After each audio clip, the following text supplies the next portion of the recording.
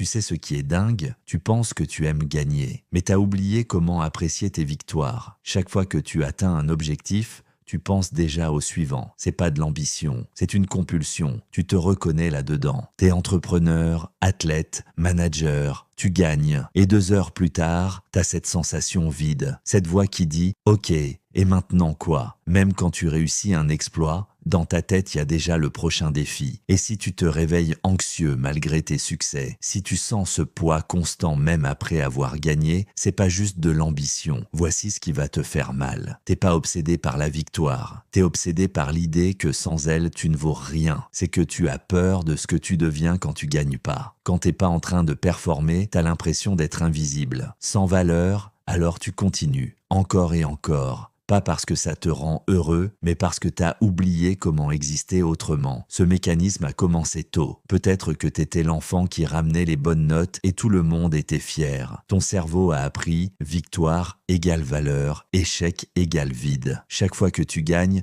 t'as une décharge de dopamine. Sauf que voici le piège. La dopamine récompense pas juste la victoire, elle récompense la quête, l'anticipation. Et une fois que t'as gagné, ton cerveau se met en mode manque. Il cherche le prochain objectif, immédiatement. C'est comme une addiction. Sauf que personne t'en parle parce que socialement, être accro à la performance, c'est valorisé. On te trouve ambitieux, discipliné. Mais au fond, c'est le même mécanisme. T'as besoin du prochain hit pour te sentir bien. Et plus tu gagnes, plus tu développes la dépression post-objectif. T'as travaillé des années pour ce sommet et quand t'arrives, au lieu de l'euphorie, t'as juste ce vide. Ton identité était construite autour de la poursuite, pas de l'arrivée. Voici ce qui se passe concrètement. Tu dors mal, tu peux pas te détendre. Un week-end sans rien faire, ça te stresse. Tes relations en souffrent. Tu ramènes cette compétition partout. T'as du mal à être présent et tu méprises ceux qui savent s'arrêter. Mais c'est toi qui as perdu la capacité à juste être, sans performance. Alors voici comment ça se change. 3 étapes concrètes. Première étape, arrête de mesurer ta valeur à tes résultats. Chaque soir, pendant 3 semaines, écris 3 choses sans lien avec la performance. T'as écouté un ami, t'as regardé un coucher de soleil. Ton cerveau doit réapprendre que tu peux exister sans produire, que ta présence a de la valeur, même quand elle crée rien de mesurable. Deuxième étape, apprends à tolérer le vide. Quand t'as pas d'objectif, tu ressens ce trou béant. Ton réflexe, c'est de le remplir. Mais au lieu de ça, assieds-toi avec ce vide, 5 minutes par jour. Sans téléphone, juste toi et ce malaise, nomme ce que tu ressens. Peur, anxiété, inutilité. En nommant, tu désamorces. Petit à petit, ce vide devient moins effrayant. Il devient juste un espace où t'apprends à respirer. Troisième étape, change ta définition du succès. Le succès pour toi, c'est quoi? Un chiffre d'affaires, un titre, redéfinis-le.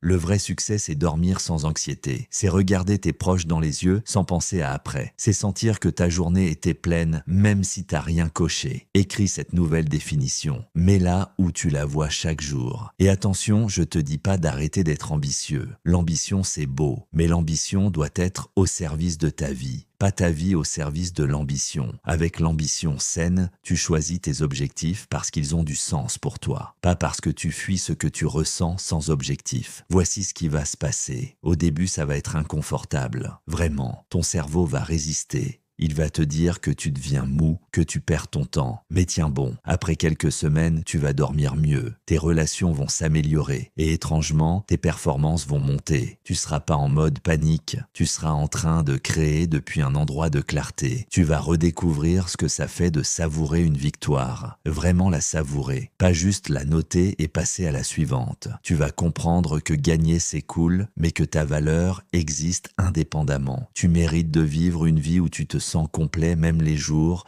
où tu produis rien, où tu peux t'asseoir sur ton canapé sans culpabilité, où tu peux regarder ce que tu as accompli et ressentir de la fierté, pas ce vide qui te pousse vers le prochain sommet. Alors si t'es prêt à sortir de cette roue de hamster, commence par une chose ce soir. Écris 3 moments de ta journée où t'as existé sans performer. Ça paraît simple, mais c'est la première fissure dans ce système qui te tient prisonnier depuis trop longtemps. T'es pas une machine à résultats, t'es un humain, et les humains sont censés vivre, pas accumuler des victoires vides.